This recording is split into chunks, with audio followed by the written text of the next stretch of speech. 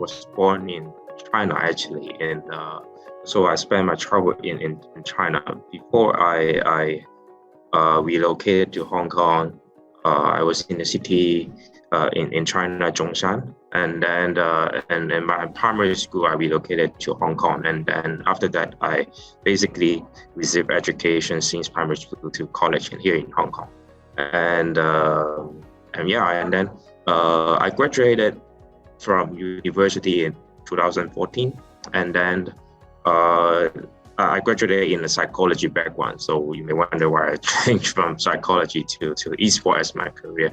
So basically for me, gaming has been around me for the whole life. So I've been a gamer for over decades. Since primary school, I enjoy gaming basically every day. Sometimes I even skip school and go to PC cafe and hang out with friends. So after graduating, my first job is actually being a therapist in a clinic, like doing some psychological therapy to children.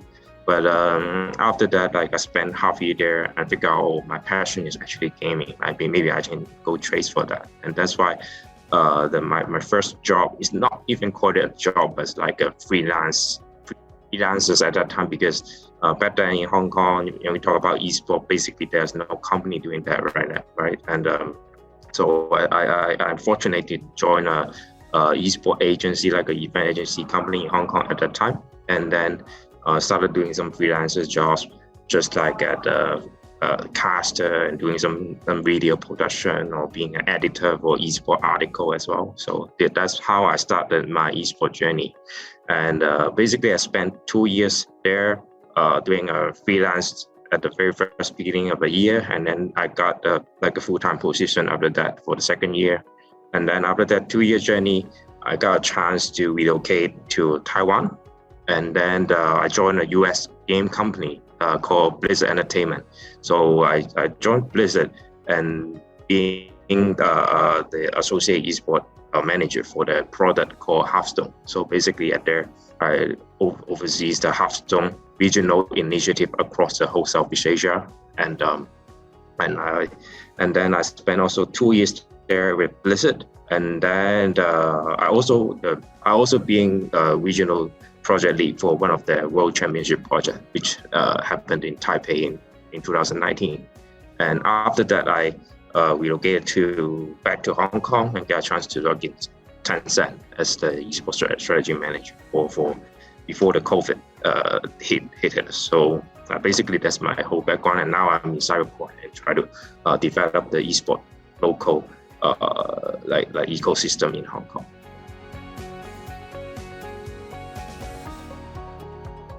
One of the things is that what we learned from MBA, I think right now we have a topic about one of the most trending topic is about inclusion, right? So, and during the MBA journey, we have a lessons called business ethics. So, some of the concept is like studying some of the previous case and happened in the past, and try to not make the same mistake that kind of company try to make. At the same time, how do you do all the things that basically in an ethical way? And I think there's a short topic that we want to mention about in that course lesson is called inclusion. So how can the company do more inclusive activation or some vision in building their company culture in that sense? I think that's very important in gaming, because when we talk about gaming, basically 1/3 of the world population, we identify them as gamer. So this 1/3 of game population include different kind of people from different countries and their identity, and how to better include them in the industry will be one of the topics that they further develop. And in fact, there's more and more game company is having some inclusion tournaments, say women like women professional eSport league, that kind of initiative. I think that's also one of the industry trend. So I think that's one thing that I can apply for the future of developing the esport cluster, whether in Hong Kong or in the regions. And the other thing that I think that I've learned and can immediately apply to the current job is some big data analysis with the Python software. I think being able to learn the Python software is helping me a lot in handling the data analysis. Before that, I was doing it sometimes manually or even doing Excel. But the Python software is things like easy. You just enter 1 or 2 sentence coding, and then you immediately get your analysis with the numbers and getting some business insights. So I think that 2 things can definitely help apply to my current job immediately. Yeah.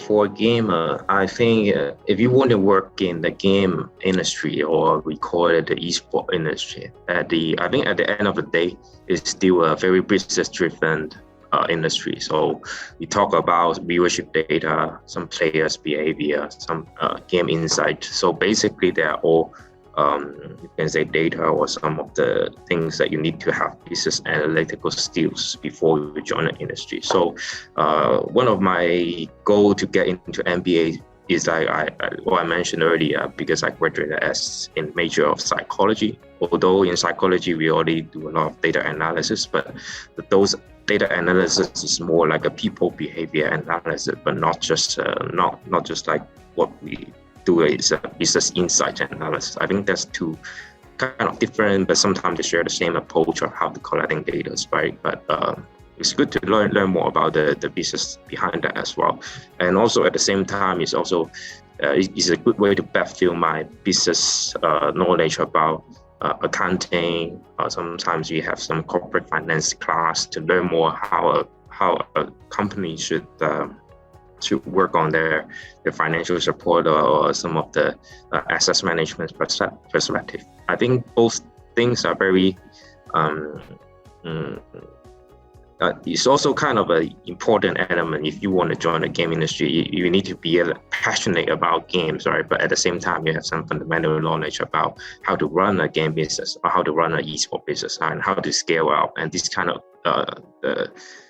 fundamental knowledge you need to get maybe from lessons or from around you. So yeah, I think that's very important steps as well. So I think eventually my advice to all the gamers, if you want to join the industry, first you have to have passions about gaming, or you will have some visionary future, how you want to shape the future of gaming or esport industry.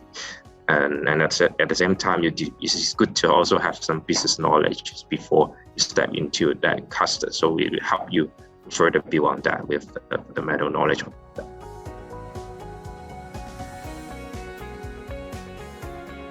One service that I had is having a consultation with a very senior HR leader. So during that consultation, I sent my CV over to the consultant, and then he helped me to actually screen through the CV, and then let me know where's the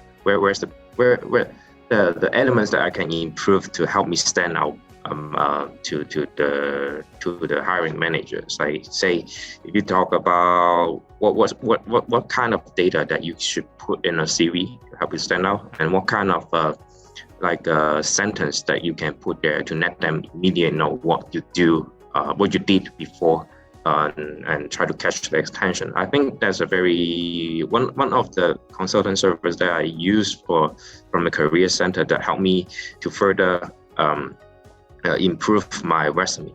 So I think that is one of the services that Career Center has been helping. And apart from just screening my CV, I think where I also has an hour discussion with the consultant that he helped me to also improve some of my interview skills, like how should you introduce you in a more sense, like catch the attention from the hiring manager in the first 3 minutes. It's like a pitching skills, kind of like that. So I think that service did help in my career developing in the future.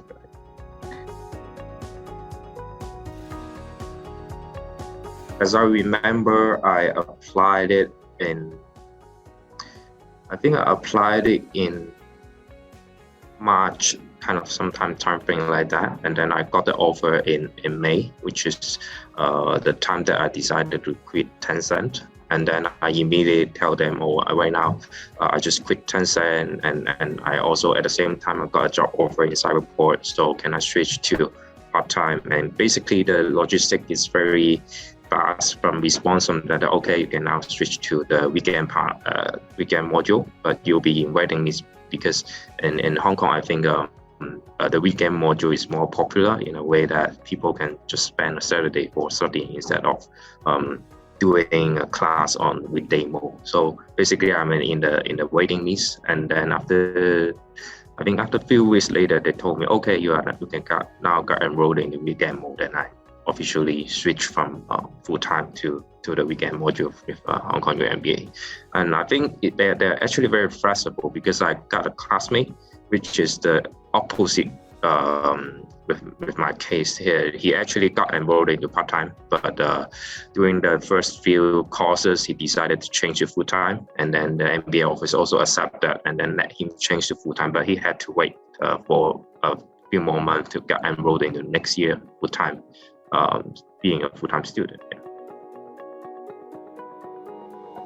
I think, like you mentioned, one of the key factors is reputation in Hong Kong. Hong Kong U is one of the schools that considered to be the leading university in Hong Kong. And the second thing that I approach is because of its very case study oriented approach. So throughout the MBA journey, no matter in accounting course or economy course, even marketing course, I think we have some very specific material that actually is provided by the I remember the name of the research center, but it's in Hong Kong MBA. It's like a business research center that really studying different kind of business cases around the globe. So one of the cases that they've been able to provide is about Unicode. They talk about the supply chain and how Unicode to grow, become very influentially in a global setting.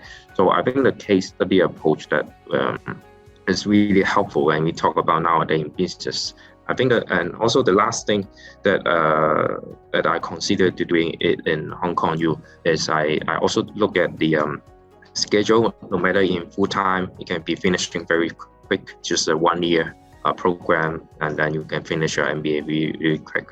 But also for part-time, it's being very flexible. Like I mentioned, if you want to switch even from weekend modules to weekday classes, it's very flexible.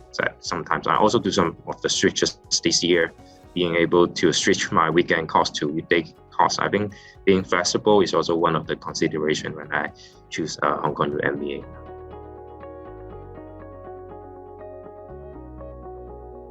I think because eSport is relatively a new industry, and you tell someone you are doing eSports, sometimes they do understand some of the front scene of eSport, like professional player playing in a stadium and playing for some games, say Fortnite, Overwatch, or League of Legends, right? So I think that's the ideas when you talk about eSport to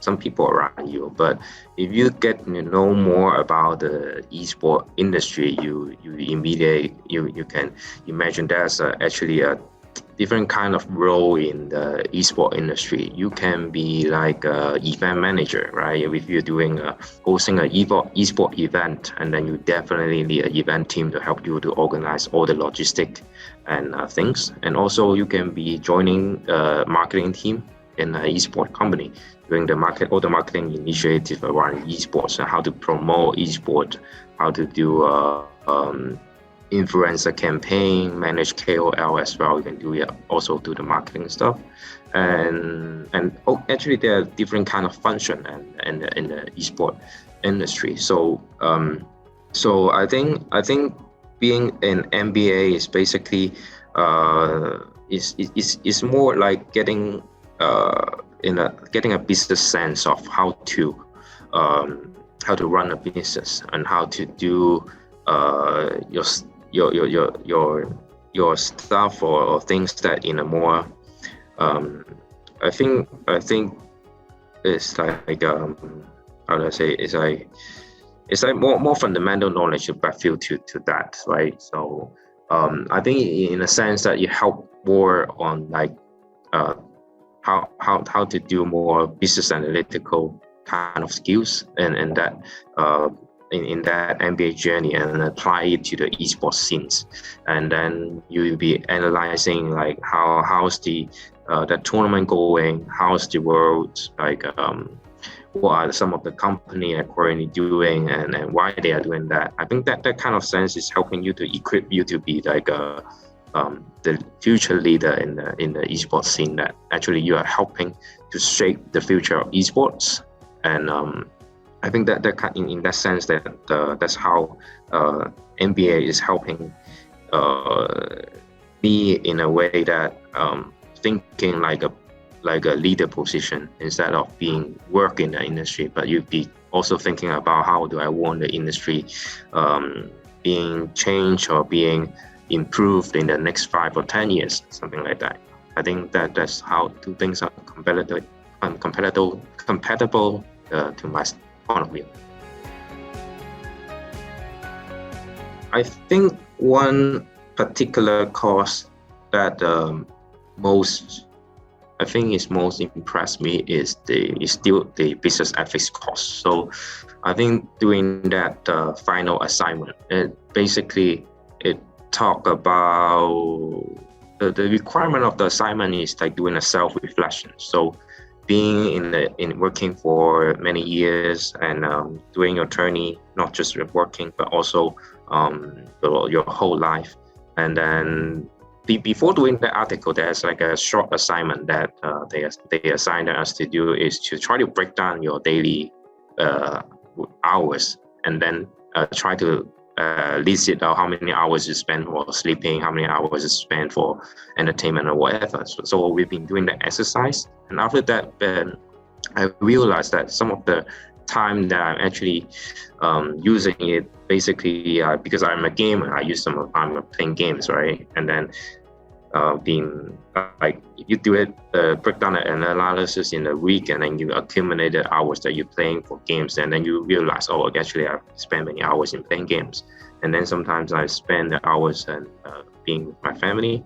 And I think that exercise gives us a sense that how you're spending your time and the efficiency of how you're spending that. And then when I do the reflection, basically for the past few years, and I'm putting work as my first priority. So I've been spending a lot of time in work. And then the second thing is, I think, is playing games, because I'm a gamer, I love to play games, right? And then the third is spending time with family. And then when I'm doing the reflection, one of the things that I think that I've been thinking about is okay, now for the past few years I'm putting work as my first priority, but to a sense that I put family in the lower priority. But I think the exercise back then will help me to do a reflection of how can I balance both, doing a work-life balance exercise, like how can I spend more time with family at the same time, but also it doesn't affect my my work quality, something like that. So it's been a very reflecting article that I've been doing for myself, because after doing that, the final assignment, I realized that I actually can be spending more time with my family while I'm chasing my developing my career. But so that's also one thing that I've learned, and being practical, I think it still needs sometimes to adjust and practice, and maybe spending more time with the family during the weekend, and then playing lesser games, something like that. So for that, I think it's not very business related, but I think in self in self standpoint, I think it helps a lot in reflecting what you are and what you want to do in the future, and how you to achieve that, what you need to do in order to achieve that. Yeah. Most of the MBA course that they will require you to write a thesis about why you want to go to MBA, right? I think this is one of the fundamental essay that you need to prepare before you apply to any MBA school. And I think for that essay, you need to be very clear about what you want to do, maybe with the MBA in the future, or why you want to enroll to this MBA in that particular schools. So for me, I didn't write a very long paragraph. Basically, I just explain I'm in the eSport industry, and I also think that the eSport industry, the fundamental things is also business. That's why I want to go for MBA, to strengthen my business knowledge in that industry and being able to apply that in my future career, or even doing a leader in the future in that eSport industry. Basically, you need to know, let them know why you want to go for MBA and how you integrate the MBA knowledge to your particular industry. I think that's the first step. And then the second step is, I think the interview is also very important. So basically, during the interview, they may ask the same question, why you want to go for MBA, and about your past experience and what you anticipate to learn in the MBA courses, and what do you think about MBA is helping you, no matter in networking and other stuff. So basically, also to prepare to the interview, you need to also have your mindset very clear on why you want to go to MBA, and what you anticipate to the MBA journey in that two years, what you want to bring away from that, and to build on that to further develop your career.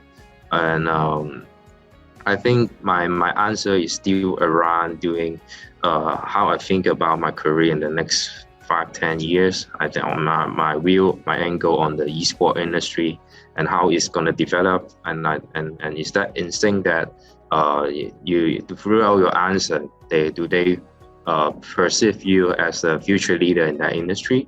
And I think that's some of the tips that you want to prepare in advance before applying an MBA, no matter in Hong Kong U or any other business school, just to prepare. And in business school, in Hong Kong U MBA, I think they value more the interview quality. So basically, during the interview, make sure you prepare some quality answer to them to make them know that you're okay, you are the future leaders in this industry.